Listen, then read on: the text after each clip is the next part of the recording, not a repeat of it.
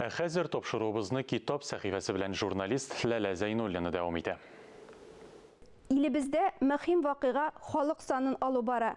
Татарстан Фәннәр академиясенең Шихабетдин Мәрҗани исемендәге Тарих институты Уфа йөзе татарлары һәм татарлар җанисәпләрдә китапларын нәшр итте.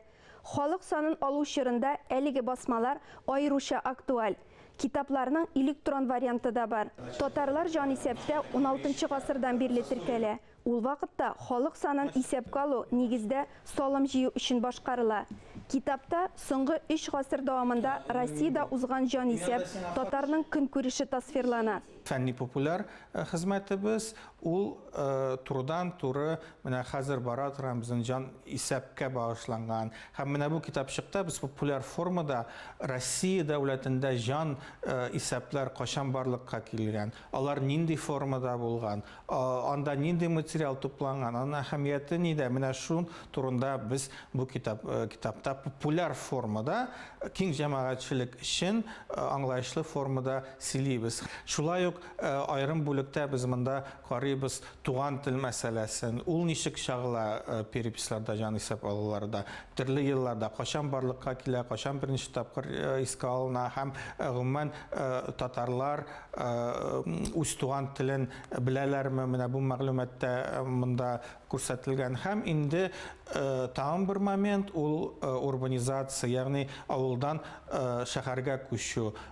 Кайсы чордан татарлар авыл халкыннан, күпчелек авыл халкыннан шәһәр халкына әйләнәләр. Менә бу да бик кызыклы мәгълүмат, аны монда бу китапта табылган була. Уфа йөзе татарлары китабында Башкортстанның төньяк көнбатышында урнашкан хәзерге авылларда 18 гасыр башыннан бирле татарлар яшәүе турында мәгълүмат бирелә. Әлеге басмада объектив картина күрсәтелә. 1722-1783 еллардагы беренче 4 дәүләт ревизиясе документлары тарихи яктан ышанычлы санала ди Тарих институтының директор урынбасары Марат Гыйбаддинов.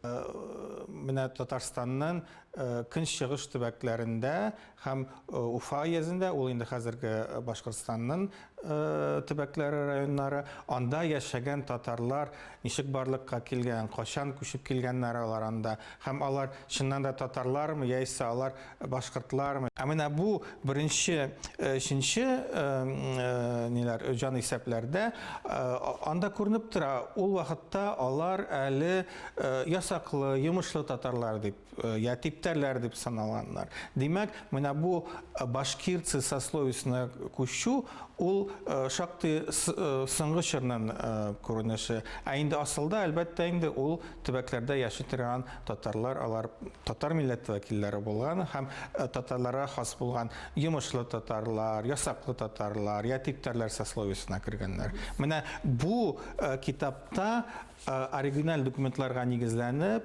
без бик күп татар авылларының борынгы тарихын раслый алабыз, һәм инде хәтта әгәр дә менә шул төбәктә яши торган, я шул төбәктән чыккан татар милләттәшләребез, алар үз гаиләсе тарихын өйрәнергә телиләр икән, алар шулай ук менә үзенең борынгы бабаларының исемнәрен таба алалар. Китап галимнәр өчен генә түгел, татар халкы тарихы белән кызыксынучы хәвәскәр тарихчыларга, нәсел шәҗәрәсен төзү белән шөгыльләнүчеләргә дә зур ярдәмлек. Җанисәп уңаеннан Тарих институты татарлар төрлелектә бердәмлек дип исемләнгән анимацион фильмда эшләгән. 10 минутлык видеода татар тарихы, милләтнең үзенчәлеге чагыла. Дөньяның төрле почмакларына сибелгән милләттәшләребез турында мәгълүмат китерелә. Кайларда гына яшәсәк тә, безне уртак тарихыбыз, уртак мирасыбыз берләштерә. Безнең көчебез бердәмлектә, бердәм булыйк. Улы буын галимнәргә, әдәбиятчыларга сокланып дуеп булмый. Өлкән яшьтә дә алар гел өйрәнүдә, халык арасында, һаманда иҗат итүдә. Гомерен татар халкына, татар фәненә багышлаган фидакарь затларның берсе Тәлгать Галиуллин. Фәннәр докторы, профессор, әдәбият галиме, язучы, меңләгән студентларның укытучысы һәм остазы ул. Филология һәм мәдәният ара багланышлар институтында Тәлгать Галиуллинның Татар әреме китабын тәкъдим итү кичәсе узды. Һәрбер күңелгә җилләр, сулар тавышы күк үзләренең асыл телендә. Мен бу китапны Татар әреме дип атадым.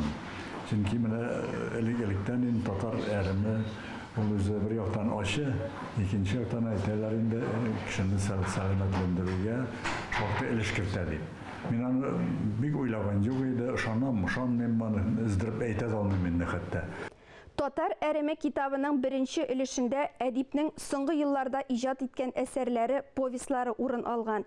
Икенче өлешендә олы шәхесләр Сибгат Хаким, Гамил Абзал, Мөхәммәд Мәхдиев, Ояз Гыйләҗев һәм Тәлгат Галиуллинның чордашлары, дуслары, остазлары хакында истәлек бәяннәре тупланган. Мөхәммәд Мәхдиев йолдызлыгы дигән әсәрен мин бик яратып укыдым, чөнки Мөхәммәд абый минем остазым, укытучым иде. Алар Тәлгат абый белән бик якын дуслар булдылар. Менә ул безгә студент вакытта лекция сөйләгәндә Тәлгат абый турында мәзә әйтмәндә, аны мактап беренче сүзне әйтмичә калмый иде. Бик якын дуслар булдылар һәм ул дуслыкны шушы татар әдәбият тарихында гәүдәләндереп калдырган өчен Тәлгат абый өчен тагын бер тапкыр рәхмәт. Тәлгат Галиуллин язудан әле дә туктамый, әдәбиятка хезмәт итә. Татар әреме дип бик шундый символикта, бик мәгънәле дә исем белән аталган китап. Галимнең һәр эшчәнлегенең һәр юлында чагылыш тапкан. Монда аерым бер бүлек әдәби әсәрләргә, бәян, хикәя, повестларга. Тәкъдим итү кичәсендә КФУның филология һәм мәдәният ара багланышлар институты галимнәре, Бәйрәм фольклор ансамбле, Илфак Хафизов җитәкчелегендәге Мизгел яшьләр театры, Яшьлек бию ансамбле чыгыш ясады. Халкыбызның мәдәни мирасы гаҗәеп бай. Аны әле тагын да өйрәнәсе, туплыйсы бар. Халык саны буенча Россиядә икенче урында торган милләтнең моңа мөмкинлекләре дә, хукукы да бар. Милләтебезнең күңел киштәләре елдан-ел байый барсын дигән теләктә бүгенгә саубуллашам.